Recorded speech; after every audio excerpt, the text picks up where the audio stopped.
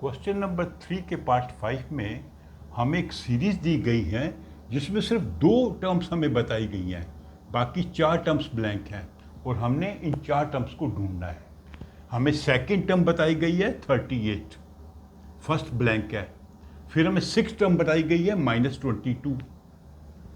अभी हमें ए भी मालूम नहीं है और डी भी मालूम नहीं है। अगर हमने सीरीज बनानी है तो हमें ए भी पता होना चाहिए और डी भी पता होना चाहिए, तभी आप ये सीरीज बना पाओगे। तो ऐसे क्वेश्चंस में आपने 2 इक्वेशंस बनानी होती हैं।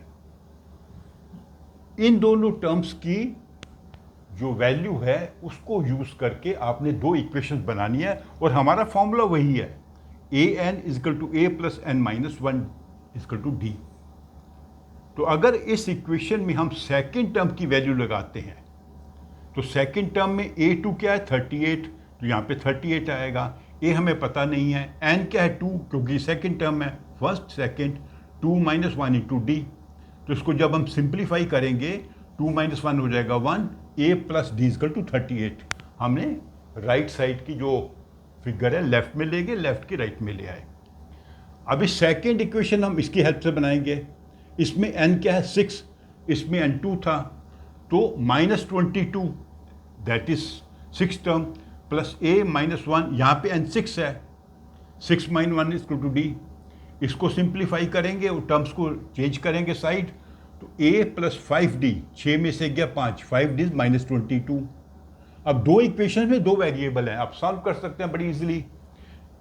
हम क्या करेंगे, सेकंड इक्वेशन को फर्स्ट से घटाएंगे, ये माइनस हो जाएगा, माइनस हो जाएगा, माइनस, ये कट जाएंगे, 5d में से d गया 4d, माइनस माइनस -60, तो d की वैल्यू क्या निकली -15। इस सीरीज में जो d है -15 है, अर्थात इसमें जो टर्म्स हैं वो डिक्रीजिंग ऑर्डर में होंगी। तो हम पहले क्या करते हैं, थर्ड टर्म ढूंढ लेते हैं। थर्ड में हमें क्या करना है, सेकंड में -15 को ऐड करना है, फोर्थ में 23 में -15 को ऐड करना है, फिफ्थ में 8 में -15 को ऐड करना है। तो हमारी ये 3 टर्म्स आ गई। फर्स्ट टर्म के लिए क्या करना पड़ेगा, a2 से घटाना पड़ेगा। a2 से जब हम d को घटाएंगे तो वैल्यू बनती है 53। तो हमारी ये टर्म्स बनती हैं 53, 23, 8 -7, डिक्रीजिंग ऑर्डर में है क्योंकि हर 2 टर्म के बीच में कॉमन डिफरेंस है -15, इसलिए टर्म्स घट रही हैं, इनकी वैल्यू घट रही है। तो ऐसे क्वेश्चन